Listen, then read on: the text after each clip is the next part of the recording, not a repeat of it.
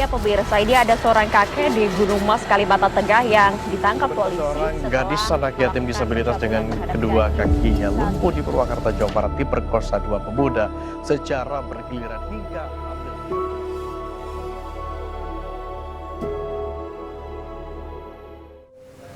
Layanan kesehatan bagi disabilitas, layanan kesehatan untuk pendampingnya dia akan cari di sini juga, di sini. Untuk pendampingnya, yang Makassar misalnya kayak kerjaan ini. Tahun 2021 ini rata-rata setiap bulan ada satu kasus terkait dengan penyandang disabilitas yang berhadapan dengan hukum, baik sebagai korban, sebagai saksi, dan ada pula yang sebagai pelaku. Kalau kasus disabilitas kayak fenomena gunung es, sebenarnya ada banyak sekali kasus, tapi yang masuk ke proses hukum itu masih sedikit. Pertama karena kondisi diskriminasi itu tentunya masih banyak terjadi. Program Justice for People with Disability ini gunakan pendekatan inklusif. Pendekatan inklusif berarti upaya untuk memberikan layanan yang inklusif bagi penyandang disabilitas berhadapan dengan hukum, yaitu satu, LBH Makassar sendiri mewakili sebagai pemberi bantuan hukum. Kemudian yang kedua adalah Koalisi Perempuan Indonesia dan organisasi penyandang disabilitas, yaitu PPDI, Perkumpulan Penyandang Disabilitas Indonesia di dua wilayah, Kabupaten Bone dan Kabupaten Bulukumba.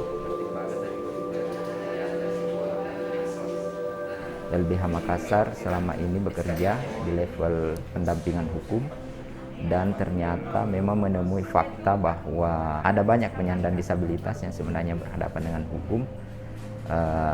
Ada sebagian yang masuk dalam proses penegakan hukum, tapi kemudian akses keadilan terhadap mereka pada proses itu pun belum maksimal diberikan. Bagaimana kita mengantarkan penyandang disabilitas yang berhadapan dengan hukum pada pemenuhan hak atas keadilannya dalam proses penegakan hukum. Untuk distribusi bantuan sosial. Periode awal program ini LBH Makassar mencoba untuk menguatkan para pendamping untuk kasus-kasus hukum yang dialami oleh penyandang disabilitas.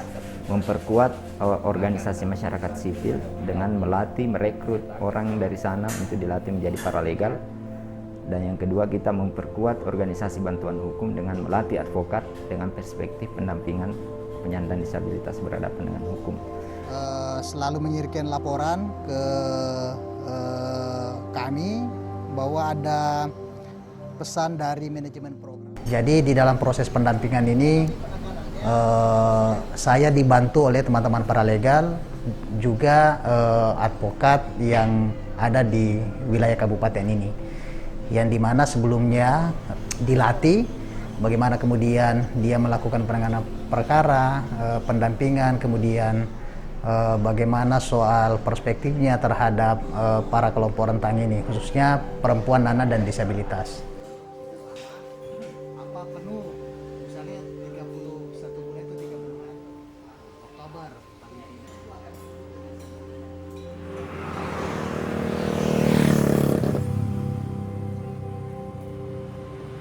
Dalam 2 tahun ini, pertama kan ada implementasi pendampingan hukum, otomatis kita punya data soal pendampingan baik perkara kelompok rentan, anak, perempuan, penyandang disabilitas secara umum maupun perkara penyandang disabilitas secara khusus. Tentunya dalam program ini kita mencetak 10 sampai 15 paralegal di tiap wilayah kabupaten, baik Kabupaten Bulukumba maupun Kabupaten Bone. Kemudian kita juga berhasil untuk memperkuat OBH melalui pelatihan untuk kader-kader advokatnya untuk pendampingan layanan hukum bagi penyandang disabilitas. Itu ada masing-masing 5 advokat di Kabupaten Bulukumba dan 5 advokat di Kabupaten Bone.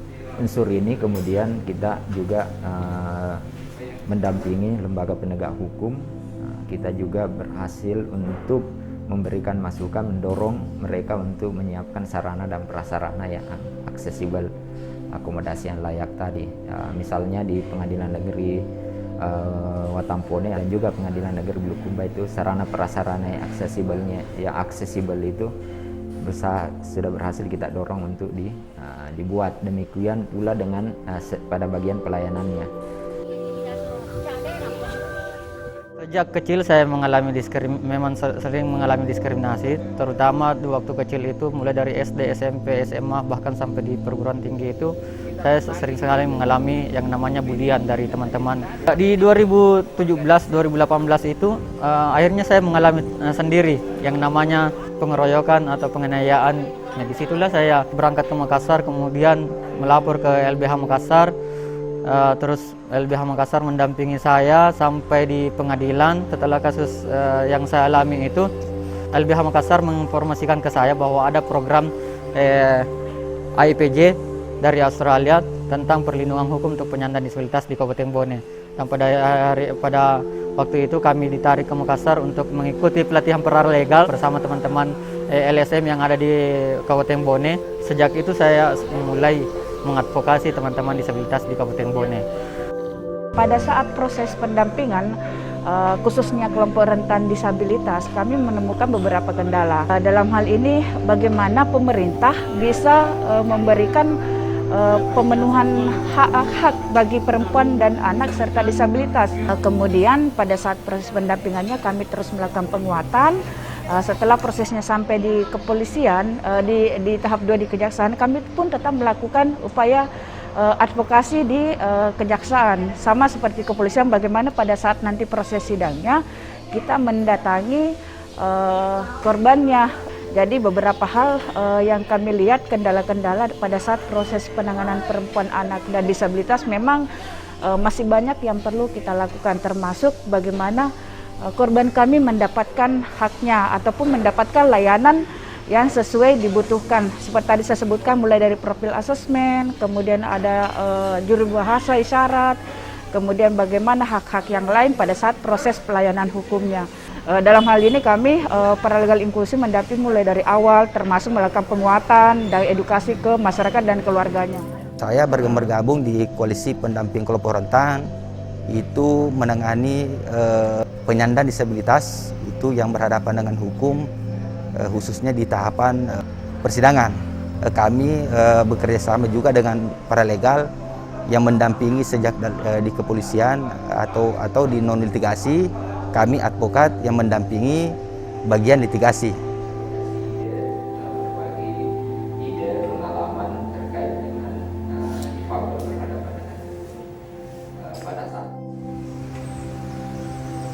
Sejak tahun 2020, semenjak saya bertugas di sini, kita bekerja sama untuk menjadikan peradilan yang inklusif bagi kaum rentan khususnya.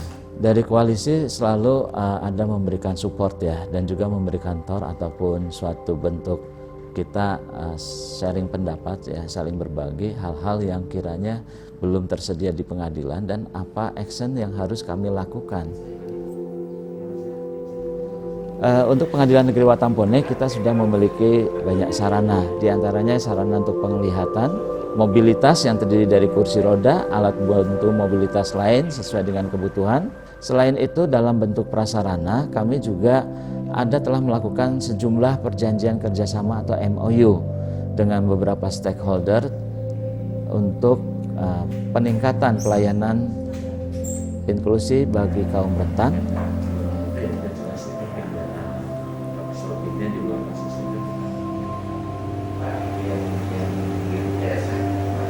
Ini sudah banyak kami bekerja sama dengan lembaga bantuan hukum.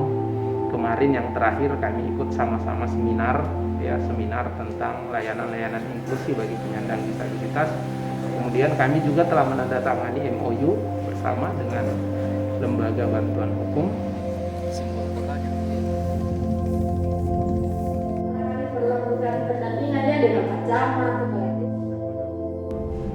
Forum itu media atau tempat untuk mengkonsolidasikan ide, gagasan, berbagi pengalaman penanganan perkara untuk mencapai perspektif dan praktek yang ideal. Membuat banyak aktivitas, ada konsolidasi rutin, ada studi banding pada saat itu ke Yogyakarta, ke wilayah percontohan. Kemudian ada seminar dan lokakarya bersama terkait dengan bagaimana mewujudkan layanan inklusi bagi difabel berhadapan dengan hukum, di mana kita berkolaborasi untuk menggerakkan implementasi kita ini dengan pendekatan yang inklusif, pendekatan yang memungkinkan sebanyak-banyaknya stakeholder ikut terlibat aktif dalam advokasi akses to justice bagi penyandang disabilitas ini. Yang banyak sisi-sisinya di proses pendampingan untuk disabilitas ya. Ada beberapa stakeholder yang terlibat dalam MOU. Satu adalah dinas sosial, yang kedua adalah dinas kesehatan, yang ketiga adalah dinas pemberdayaan perempuan dan perlindungan anak, yang keempat adalah sekolah luar biasa atau SLB negeri di masing-masing kabupaten ini. Ada juga dari institusi penegak hukum, dalam hal ini pengadilan negeri, baik pengadilan negeri Bone, Watampone maupun pengadilan negeri Bulukumba. Adapun konten dari nota kesepahaman ini, MOU ini adalah satu layanan mendasar untuk penyandang disabilitas yang berhadapan dengan hukum. Membangun MOU dengan Dinas Kesehatan dan Rumah Sakit Umum Daerah. Kemudian layanan pendamping disabilitas dan layanan penerjemah. Kemudian layanan khusus perempuan dan anak penyandang disabilitas korban kekerasan yang biasanya ditangani oleh DP3A melalui DPT-DPPA. Kemudian layanan rehabilitasi dan reintegrasi sosial ditangani oleh Dinas Sosial. Dan yang terakhir adalah layanan bantuan hukum. Untuk difabel berhadapan dengan hukum, dalam hal ini Dinas Kesehatan terlibat dalam memberikan layanan penilaian disabilitas yang bersangkutan dengan hukum. Tentunya dalam ini ada tim, baik itu dari rumah sakit yang terdiri dari dokter dan tenaga-tenaga medis lainnya, perawat dan lain-lain, untuk melakukan penilaian atau asesmen. Nah, penilaian ini akan menjadi rekomendasi kepada keberlanjutan dari proses hukum yang akan dilalui yang bersangkutan. Program inklusi yang digagas oleh LBH Makassar bersama konsorsium dalam mewujudkan layanan hukum inklusi melalui sinergitas antara pemangku kepentingan merupakan sebuah upaya dalam penegakan HAM yang juga diatur dalam konstitusi kita di Indonesia. Insya Allah ini upaya yang tentu kita harus bangun dengan LBH Makassar agar perda yang kami telah susun ini harus ditindaklanjuti dengan peraturan bupati. Nah, untuk itulah mungkin saya mau mengatakan bahwa terima kasihlah kepada teman-teman dari LBH Makassar yang begitu care terhadap persoalan inklusi hukum ini, dan perda kami tentu harus ditindaklanjuti dengan perbu.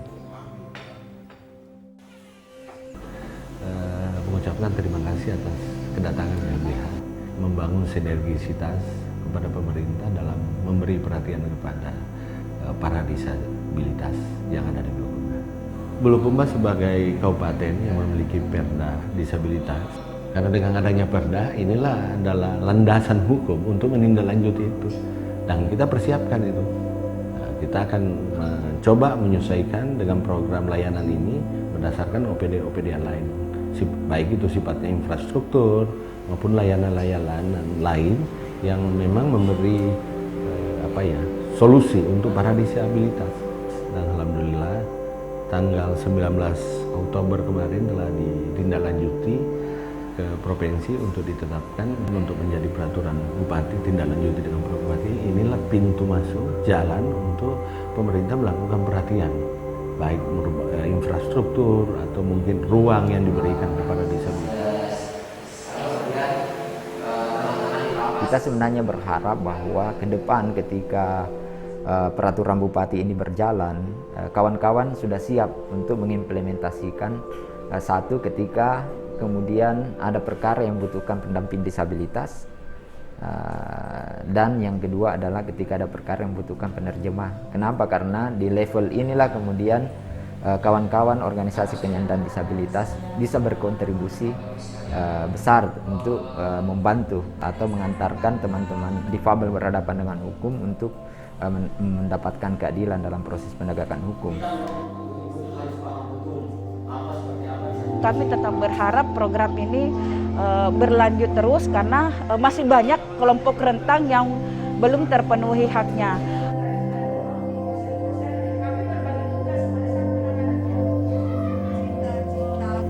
Harapan kami dengan adanya layanan ini, kita menginginkan disabilitas ini bukan lagi kelompok yang termarginalkan. Lagi-lagi saya katakan, Pak, pemerintah harus responsif. Kewajiban pemerintah daerah nantinya tidak ada lain, hanya mewujudkan, mengimplementasikan peraturan-peraturan Perda ini masuk ke peraturan bupati dan terus akan ditindaklanjuti. Kami berharap peranan LBH Makassar ikut bersama-sama dengan kita melengkapi dan menyempurnakan penyusunan Perbub ini.